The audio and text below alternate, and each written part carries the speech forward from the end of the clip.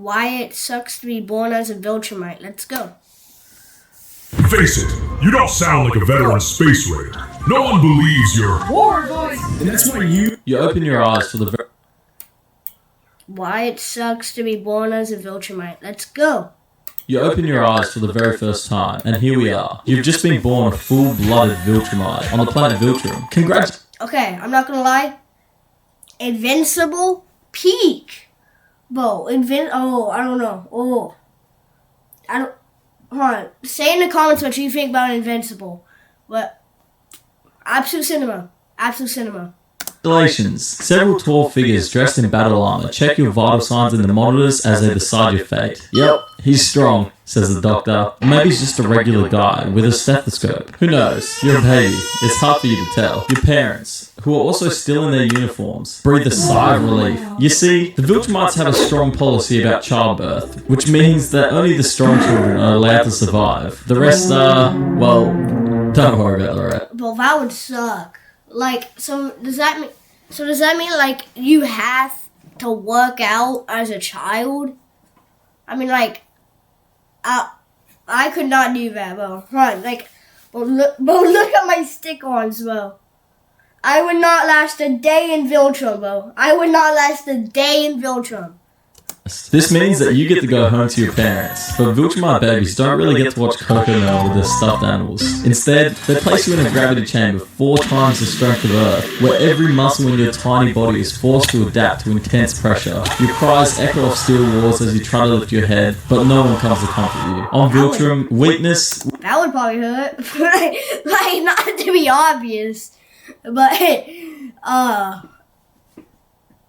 that hurts, bro. Will never be rewarded, even as a baby. Now that you've made it to 2 years old, you're already showing signs of the power within you. The average fully grown Viltrumite can lift at least 400 tons, but as a toddler, you're not quite there yet. Your quote-unquote toys are really just heavy-weighted blocks, and you're doing pretty well with them. You've also started showing signs of levitation already, which means your fight training begins immediately. Your parents watch your progress like hawks, and carefully measure each metric to make sure you don't fall behind. They don't help you up if you stumble. Instead, they watch from a distance with their arms crossed as you struggle to get back onto your feet. A true Viltrumite stands on their own, always. Thanks, Dad. Everyone in this species are raised as warriors from birth, so Viltrumites have no comprehension of what genuine parental love is like. Now at 5 years old, you seem to be holding up well so far, so it's time for you to be thrown into the Juvenile Combat Initiative. It's full of other kids your age, but this isn't a playground. It's a battlefield for children. Basically, just a toddler fight club. On your first day, you're matched against a boy named Lara, who's a little older than you, and...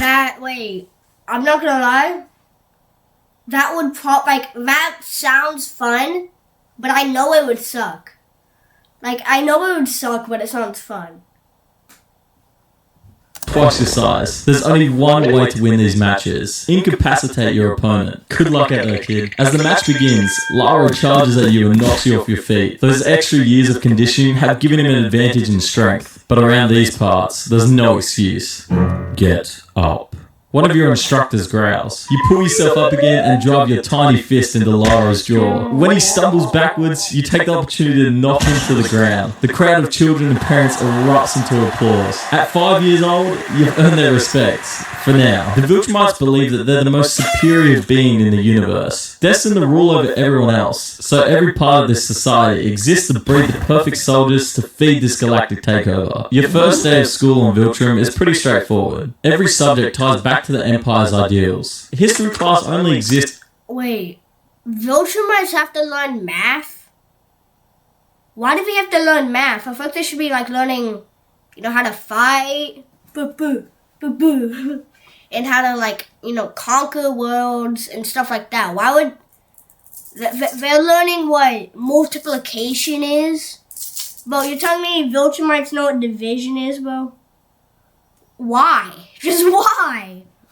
to glorify past conquests. Science focuses on weapon development, and even mathematics is taught through the perspective of warfare logistics. Your PE class is really just combat training with a side of cardio, and every failure is punished. You better be perfect, kid, or you're not going to make it much longer. School still has some memories that will stick with you forever though. In history class, you're now old enough to learn about the events of the purging, when Viltrumites culled the weak from their population to ensure only the strongest survived. Hundreds of thousands of years ago, before they set off to conquer the stars. What, like, how much people died from that, bro? Like, isn't it, like, Viltrumite... Isn't it Viltrum's, like, isn't there only 20 Viltrumites? Or something like that? I think there's only 20. Because, like, the purgatory or whatever that was. I don't know. I learned that off of TikTok, so I don't know if that's true or not. But I think there's only 20. But I do know there's not a lot. But I have been told that it's 20. Okay. Viltrum was rocked by a horrific civil war. This war began when Viltrumites that valued strength and believed in their natural superiority got together and decided to kill all the weak members of the species. Anyone who opposed them or deemed unfit were executed in a global bloodbath called the Purging. Years later, the planet lay in ruins and half the population had died, but at least the weak had... Yeah, so... Alright, so I was... Okay, so they were, right? Okay. Well, half. Bro, okay, you know what? I'm gonna stop yapping. Being eliminated.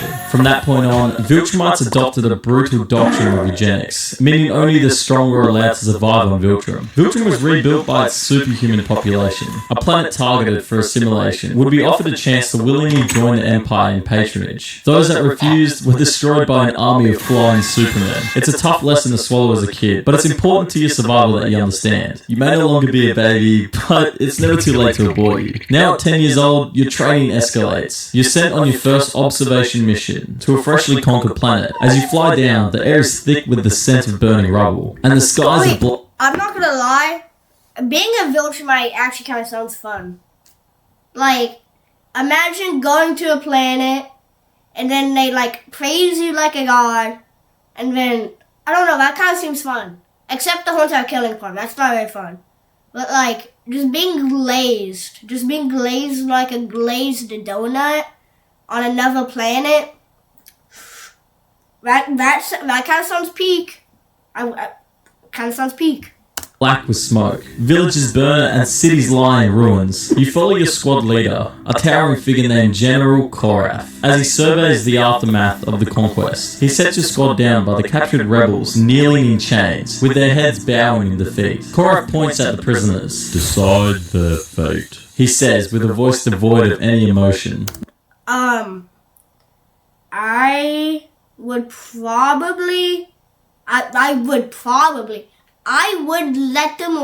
would let them live. Because me personally, I couldn't live with the guilt of being the cause of someone's death.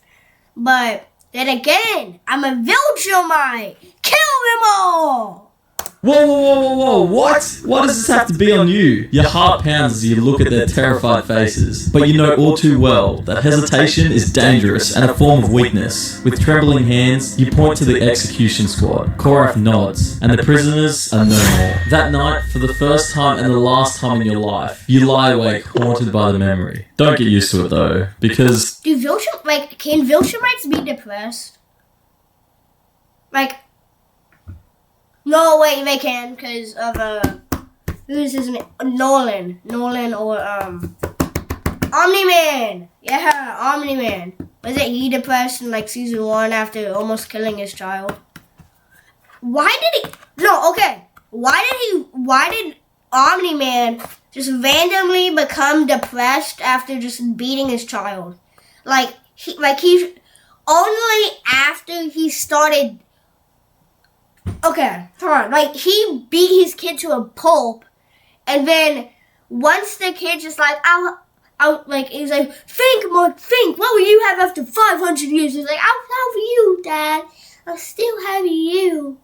And then Omni-Man's just like, oh my God, I messed up. He loves me. like, I don't get how I just became depressed for it. I don't get it. Like, can someone explain it in the comments or something? Because I don't get it.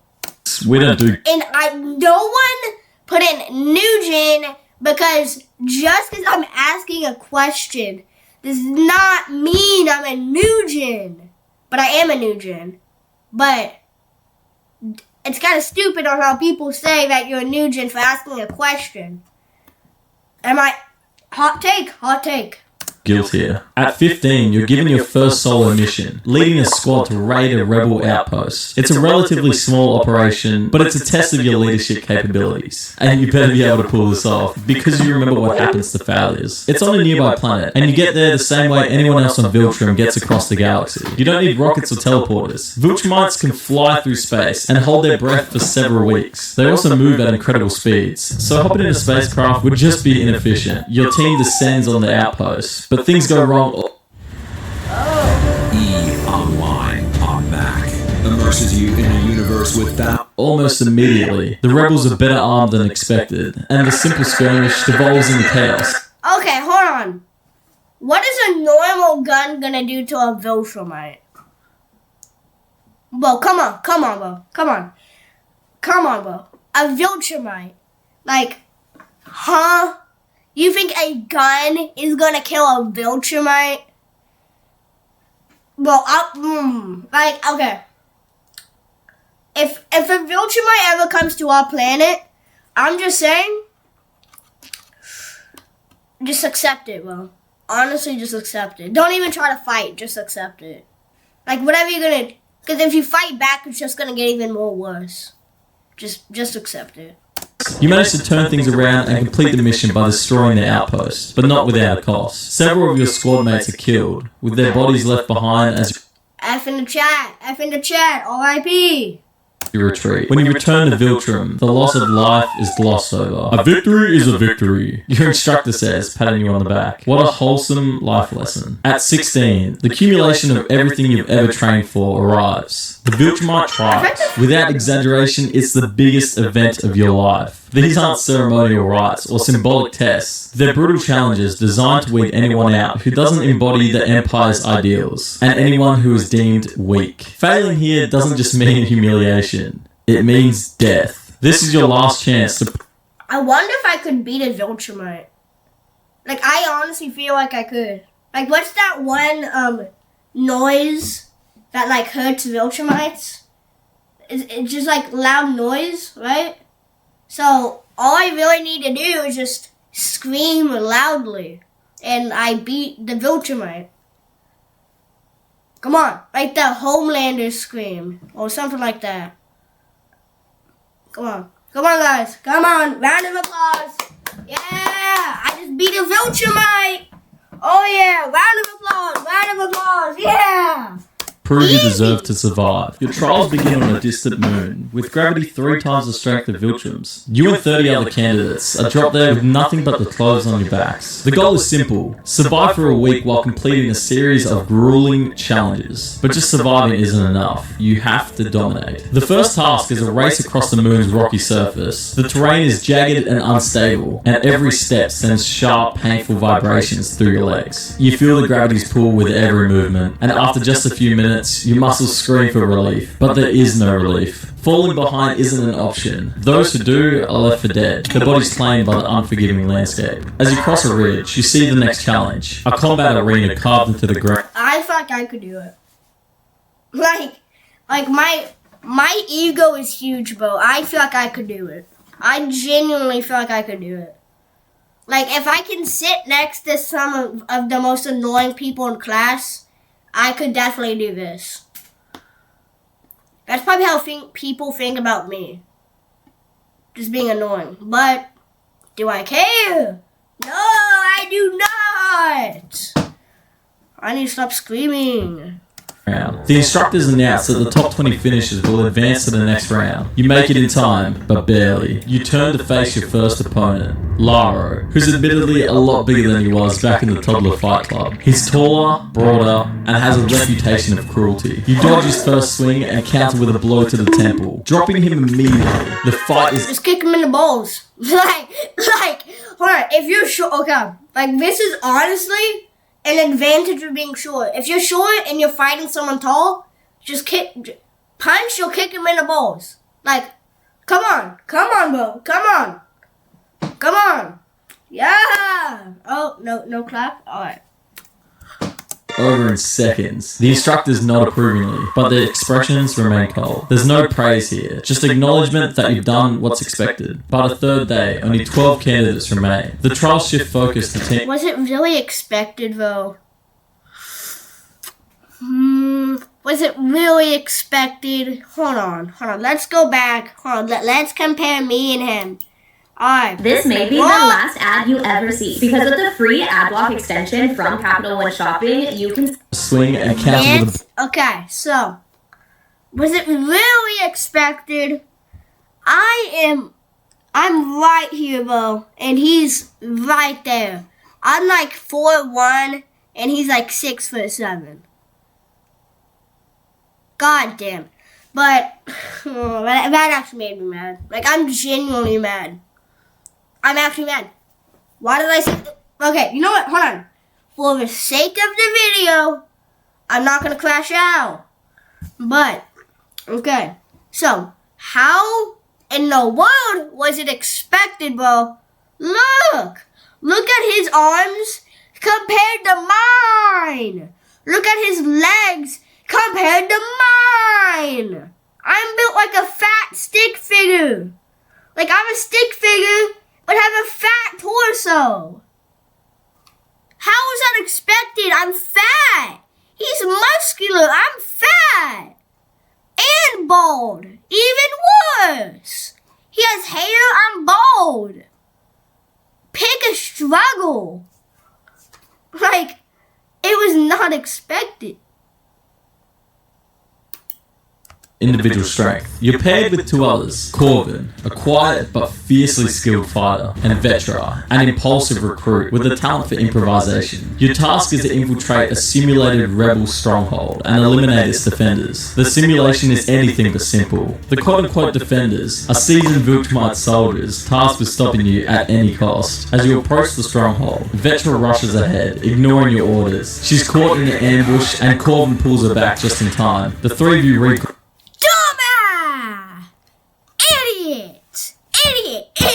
Idiot. If I was the person that saved her, or anyone on the team, I would have just watched it, bro. She did that to herself. Okay, she did that to herself, bro. Group and devise a new strategy. You take the lead, coordinate an assault that outmaneuvers your defenders. It's messy and chaotic, but it works. By the end of the exercise, you've secured the stronghold and eliminated the targets. Back at the trial grounds, the instructors debrief your group. They commend your leadership, but criticize Vetra's impulsiveness. A team is only as strong as its weakest link, one of them says, fixing her with a steely gaze. Vetra's jaw tightens, but she doesn't respond. Wait, hold on, why is Boski actually kind of mogging? Wait, why are we actually kind of mogging? Wait, hold on, let me go back. Wait, hold on, why is it... Wait. Why are we low-key mewing? Wait, hold on. That jawline, bro, hold on. Let's compare.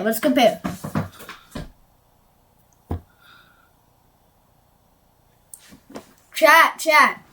What is that jawline? How is it so... Why is it like that? Why is it so, like, perfect? I don't like that. It's like, it looks too good. I don't like it. I'm jealous. Not a virtue. The last test is the most brutal of all. A free-for-all, where only the strongest will emerge victorious. The instructors release you into a sprawling battlefield, a maze of cliffs, caves, and treacherous terrain. There is one objective. Be the last one standing. The first few hours are chaos. Alliances form and dissolve in minutes, as candidates betray one another for the chance... Okay. Wait, never mind, because he just said that. Alright, I would team up with someone, alright? And beat up some people, kill some people, whatever. And then whenever they trust me, bow! Bow! I'm cooking, and that's how you win. That's how you win. Just keep doing that over and over. But wait, hold on. What if they do that to me first? If they do that to me, GG's. Yes, to survive. You stay on the move, avoiding direct confrontations while picking off weaker opponents. By the third day, only 4 of you remain. You, Corvin, a candidate named Tarek, and a brutal fighter known simply as the Beast. Tarek and the Beast form an uneasy alliance, forcing you and Corvin to do the same. The 4 of you clash in a... What I would have done was, I would have got all of us to fight him. So then, basically, why? I got a good reason. Basically, if 2 of us fight him, we're dying. If one of us fights him, we're dying. But if we have the whole squad, the whole trio, fight him, we living.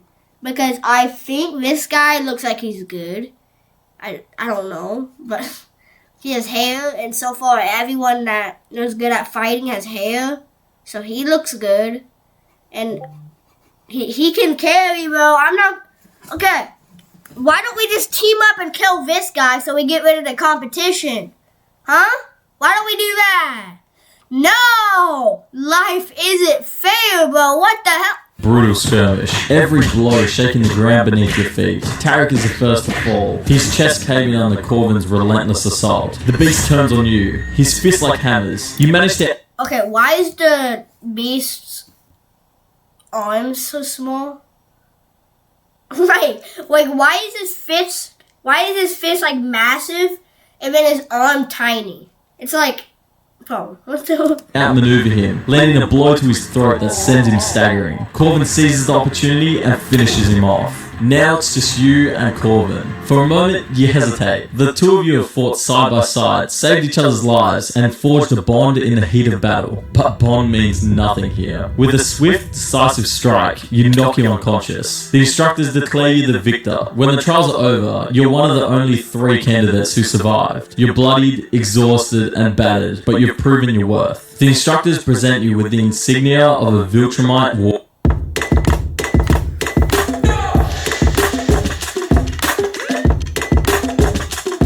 warrior, a simple emblem that carries the weight of everything you've endured. You've earned this. One of them says, their tone as cold as ever. Don't make us regret it. By your mid-20s, war has become second nature. Every day feels like a repetition of the last. Descend upon a planet, crush its defenses, pacify its population, and move on to the next. The galaxy is vast, and the Viltrumite Empire demands total dominance. You barely have time to process one battle before you're thrust into another. You also now have a mustache, and so does every other Viltrumite man. Wait, I've low-key always wanted a mustache, guys. Hold on. I'm not gonna lie, being a Viltrumite kind of sounds fire. I can get a mustache? No way. I've always wanted a mustache. But not a mustache like this. That's not a good mustache. Like if I see a mustache that's like that, no, we don't like Australian painters, okay? Australian painters are not good, okay? I think we should accept everyone into art school. I'm going to help. Legally required by the government that all men have a mustache. Kind of like Australia. By your 40s, the cracks in the empire's facade become harder to... Wait! Is everyone on Australia a Viltrumite? Does that mean Laserbeam is a Viltrumite? Laserbeam, are the allegations true?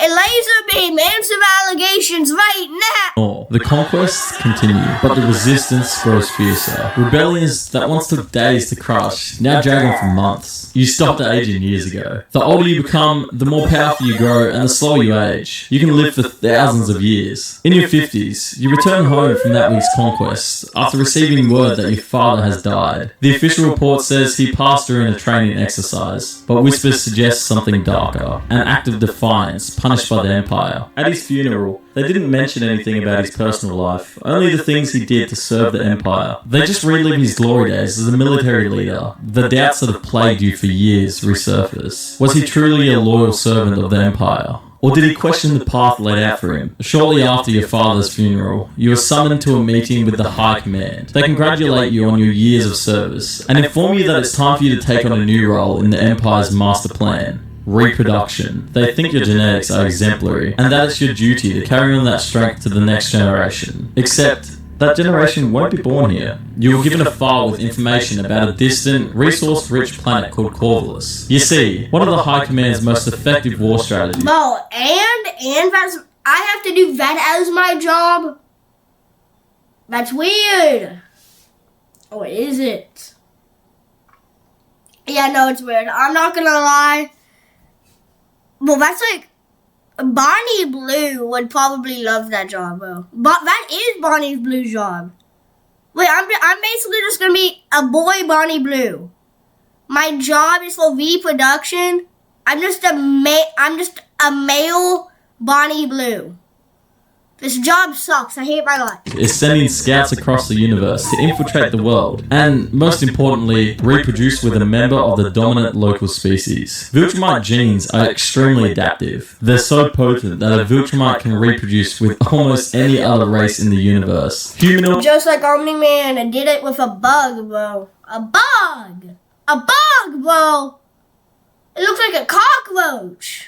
Or not, and their genes will almost completely overpower the genetics of the non-Viltrumite parent, making the resulting offspring almost purely Viltrumite themselves. One of the few rules of this reproduction program are that you're only allowed to procreate with genetically similar species. The more naturally compatible the mate's race is, the sooner the offspring will inherit all of the standard Viltrumite abilities. Is that why Mark got his powers so late? And why Oliver got his powers so soon? Chat, I'm so smart. I'm almost like I just stated the obvious. God damn. Humans of Earth, for example, are so genetically close to Viltrumites that a human Viltrumite hybrid is nearly identical to a pure-blooded Viltrumite and will eventually become just as powerful. But why are they doing all this? To create more Viltrumites and take over that planet. Looking at the file, the population of Corvus is humanoid. Very good. And the world has been deemed the prime candidate for genetic integration. Your mission is to establish yourself among the Corvans. Produce offspring and solidify Viltrumite influence on the planet. At first, this feels like a break from the endless battle. Love Roblox? Earn Roblox digital gift cards with Microsoft Rewards. Battles. Go live a normal life and start a family? For a guy like you, that sounds almost too easy. But this isn't about building a family. It's about the Empire's agenda. The children you father won't belong to you. They'll belong to Viltrum. When you arrive on Corvus, you see it's quite beautiful. Not that you'd ever admit that. The Corvulans are peaceful people, and their culture is centered on art, community, and harmony with nature, which is pretty different to everything you've ever known. Your initial interactions are all very calculated and designed to gain their trust. You present yourself as a traveler, seeking refuge. It's a pretty good play. When it comes to Viltrumite infiltration, it's one of the oldest tricks in the book. Over time, you integrate into their society, forming bonds and learning their ways. Despite your mission to destroy them from the inside out, you can't help but admire the Corvulans. Their values are so different from the Viltrumite agenda. Years from now, your people will come... Like, I actually kind of wonder, has a Viltrumite ever, like, abandoned their, like, thing? Like, where they're like, nah, dude, this planet's chill. I don't want to do this. These people are nice, bro. Bro, like, has that ever happened? Well, it's like, whoa. Well, I mean, except Omni-Man. Because that doesn't count. Because that's, I don't know. That just doesn't count. Because that's not what that's because of his son. I'm talking about, the planet. Like, he's like, oh, these people are nice. I don't really want to do that. Like, has that ever happened? That either conquer or destroy this planet. But for the first time in your life, you begin to experience peace. Eventually, you fulfill your duty and form a partnership with a Corvellan woman named Alara. Viltrumites are taught from an early age to view their mates as nothing more than tools for breeding or combat purposes. Yet, you're beginning to see Alara as much more than a pet. Together, you have 2 children, both of whom inherit your superhuman strength and resilience. Raising them is unlike anything you've ever experienced. For the first time, you understand what it means to nurture and to protect, yet the Empire's shadow hangs over you. You know that one day the High Command will call for your return, and your children will be expected to join the Viltrumite ranks. That day finally comes, and the High Command praises your progress and orders you to return to Viltrum with your children. But can you do it? That night, as your family sleeps, you make a decision. You contact the High Command and inform them that you've encountered some unforeseen complications. It's a big, fat lie, but at least it buys you time. Over the next few weeks, you prepare. You teach your children how to harness their abilities, instilling them in the values you've learned from both Viltrum and Corvus. You know that when the Empire finds out what you've done, they will come for you. But for now, you're giving your family a fighting chance. The Viltrumites finally arrive, led by an aged and battle-scarred General Korath. So I'm dead. So I'm dead. Like, I got Viltrum after me. I'm dead. I don't care if I'm a Viltrumite. I don't care. I can't 1v1 every single Viltrumite, bro. No. I'm just dead. I'm just dead, bro. You see a few faces you know, but most faces you don't. The invading army attacks, and the battle is brutal. You're completely outnumbered fighting with everything you have, and you know you're not winning this battle. All those years of combat experience have served you well, but in the end, you were just no match for the Empire, and are killed leading the planet's last stand, but not before ensuring... Is that not obvious? Is that not obvious? Like, how is it gonna go? How is it gonna go? Me versus the Viltrum Empire. Come on, bro. Come on. Your family's escape. Alara and the children disappear into the wilderness. Their future is uncertain, but at least it's free from the Viltrum army. The same can't be said about Corvus though, which is now the Empire's newest addition. Your death is recorded as a betrayal, and your name is quietly removed from the Viltrumite history. But to those who knew you, you're remembered not as a conqueror, but as a father who chose freedom over a millennia-old galactic empire. Not bad for a kid in a gravity chamber. In Albion, no matter where you go or what you do, your mount will accompany you on your journey. Perhaps you'll pick... That was a good video. My superpowers would suck in real... That was a good video. Peace. See y'all next week. Or tomorrow. Depends. Peace.